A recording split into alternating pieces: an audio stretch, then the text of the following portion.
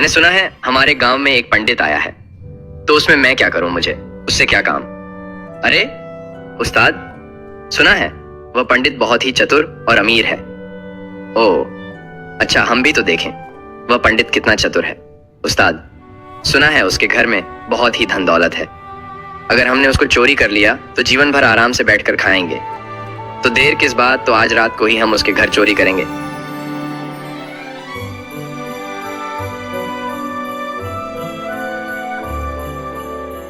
सुन मुन्ना, कोई गड़बड़ी नहीं होनी चाहिए। पिछली बार हम बाल बाल बच्चे थे। ठीक है उस्ताद, इस बार कोई गलती नहीं होगी। फिर वह दोनों पंडित के कमरे में घुस जाते हैं। पैसे मुन्ना, तू यही पंडित के कमरे में ढूंढ, वहां जाकर देखता हूं, और अगर कोई गड़बड़ी हुई तो मैं तुझे सूली पर लटका दूंगा, समझा?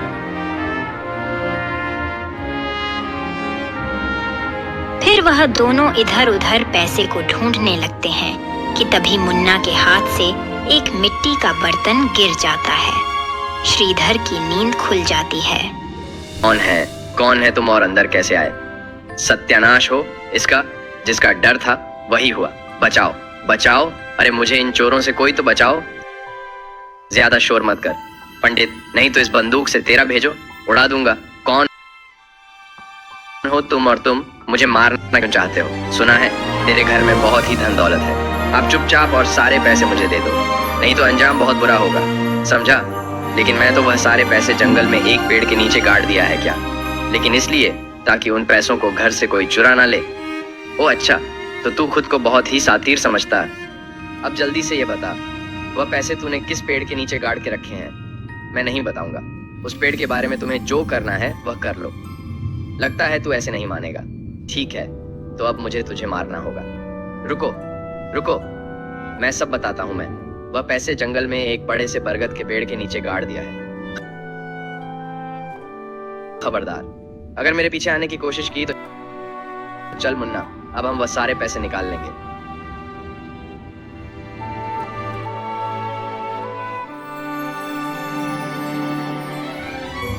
कालीचरण और मुन्ना के जाने के बाद पंडित श्रीधर अपने मन में सोचता है, अब इन मूर्खों को कौन समझाए कि पैसे उस पेड़ के नीचे नहीं, मेरे घर में ही है।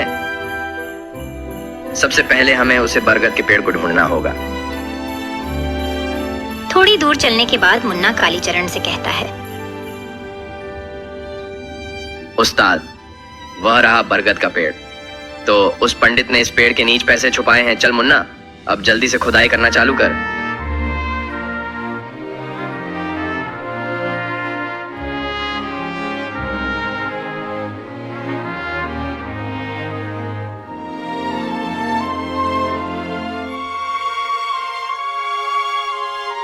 उस्ताद, मैं तो थक गया, अब इससे ज्यादा नहीं खोद सकता।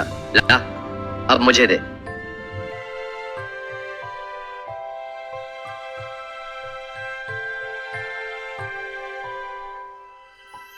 अरे बाप रे, आप इस पंडित ने कितनी नीचे पैसे गाड़ कर रखे हैं, मेरी तो खोदने में जान ही निकल गई।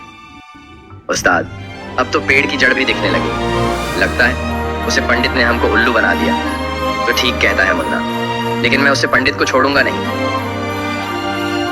फिर वह दोनों पंडित श्रीधर के घर पहुंचते हैं, लेकिन उन्हें वहां पर कोई भी नहीं मिलता। अबे वो पंडित कहाँ मर गया? बाहर निकल। काफी देर आवाज लगाने के बाद उन्हें कोई जवाब नहीं मिलता है, और तभी मुन्ना कालीचरण से कहता है, लगता है उस्ताद वह इस गांव को छोड़कर भाग गया। अच्छा है वह यहाँ से भाग गया, नहीं तो मैं उसको गांव में रहने लायक नहीं छोड़ता।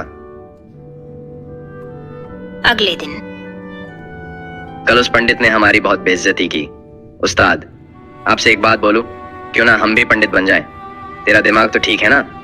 मुन्ना या सुबह सुबह पी रखी है, कुछ भी बोले जा रहे हैं। उस्ताद, अगर हम पंडित बन गए तो लोगों बहुत सारी दान दक्षिणा देंगे और हमको चोरी करने की जरूरत भी नहीं पड़ेगी। बात तो तेरी सही है मुन्ना, लेकिन अगर हम पकड़े गए तो? अरे आप चिंता मत कीजिए उस्ताद, किसी को कुछ भी पता नहीं चलेगा।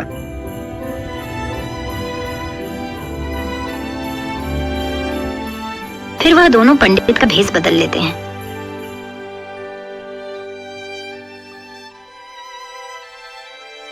आप इस पंडित के भेष में एकदम लल्लन टॉप लग रहे हैं। चल अब ज्यादा तारीफ मत कर, मेरी नहीं तो मुझे शर्म आ जाएगी। फिर वह दोनों गांव में एक नदी के किनारे पहुंच जाते हैं। उस्ताद, आज से आपका नाम कालीचरण नहीं कालिदास है और मेरा नाम मुन्ना नहीं शिवचरण है। ठीक है शिवचरण जी, अब आप जाइए और सारे गांव वाले को बता दीजिए कि गांव में एक बाबा आए हैं और वह सभी की समस्याएं दूर कर देते हैं।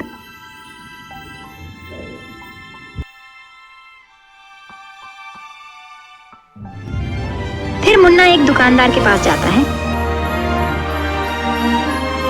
अरे प्रणाम गुरुजी।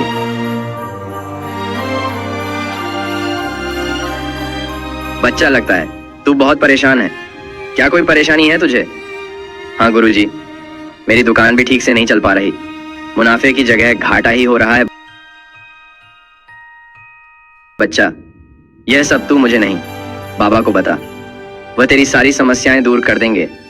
पास ही एक नदी के किनारे एक बाबा आए हैं, उनको अपनी समस्याएं बताओ, वह अवश्य तुझे समाधान देंगे।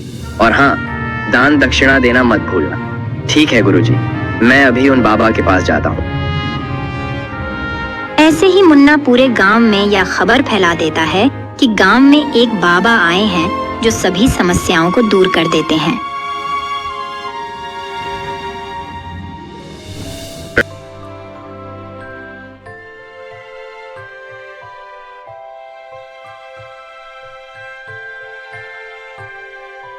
प्रणाम बाबा जी, आंखें खोली, आपका भक्त आया है। बच्चा, क्या समस्या है? तेरी बाबा जी पत्नी मुझे हमेशा झगड़ा करती रहती है और मेरी दुकान भी ठीक से नहीं चल रही है। मैं बहुत परेशान हूँ। बाबा जी कुछ करिए, बाबा जी कुछ करिए। बच्चा, ये ताबीज तेरे गले में बांध ले, कुछ दिनों में ही तेरी सारी समस्याएं हल हो जाएंगी। बाबा जी की जय हो, बाबा जी की जय हो। फिर वह आदमी कुछ दान दक्षिणा देकर वहां से चला जाता है।